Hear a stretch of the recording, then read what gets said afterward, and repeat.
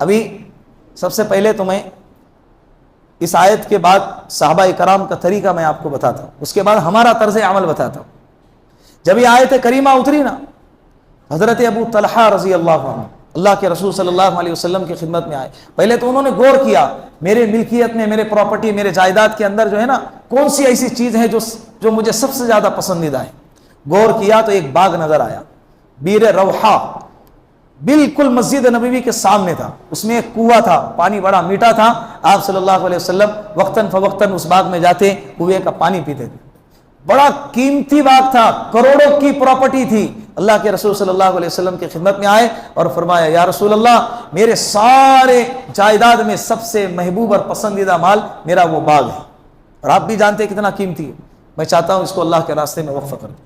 اللہ کے رسول نے فرمایا نہیں، اللہ کے راستے میں وقف کرنے کے بجائے آپ اس کو اپنے رشتہ داروں میں تقسیم کرو۔ کیا کرو؟ رشتہ داروں میں تقسیم۔ حضرت ابو طلحہ رضی اللہ عنہ نے پھر اس باغ کو اپنے رشتہ داروں میں، چچا زاد بھائیوں میں بھی تقسیم کر دیا۔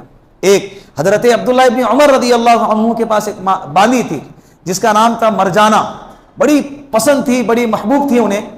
جب یہ آیت کریمہ نازل ہو گئی، اس باندی کو انہوں نے کیا کر دیا؟ آزاد کر دیا۔ حضرت زید بن حارثہ رضی اللہ عنہ سب سے قیمتی پسندیدہ گھوڑا تھا، اللہ کے راستے میں وقف کر دیا۔ اللہ کے راستے میں کیا کر دیا؟ وقف کر دیا۔ یہ صحابہ کرام، یہ تو تین مثالیں آپ کے سامنے پیش کی۔ ہر صحابی کے اپنا اپنا ایک طرز تھا، اپنی حیثیت کے مطابق اللہ کے راستے میں لا کر وقف کرتے تھے۔ یہ صحابہ کا مزاج تھا، ہمارا بھی یہی مزاج ہونا چاہیے۔ ہمارا مزاج کیا ہے؟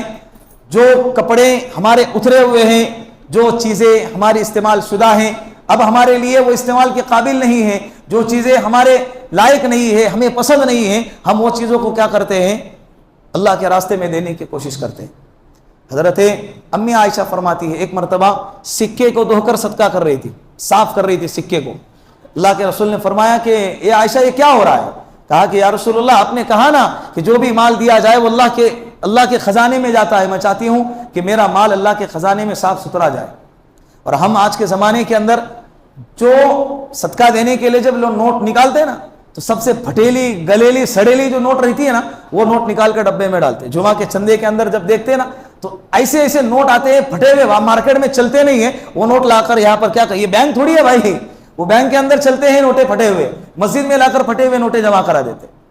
یہ اللہ کے خزانے میں تم کو ریٹرن ملے گا کل قیامت کے دن، جب وہاں پھٹیلے نوٹیں ملیں گے نا تم بولو گے کہ یہ پھٹیلے نوٹیں کہاں سے آئی، تو جواب دیا جائے گا کہ تو نے ڈبے کے اندر ڈالا تھا، وہ تجھے ریٹرن کے اندر کیا ہو گیا؟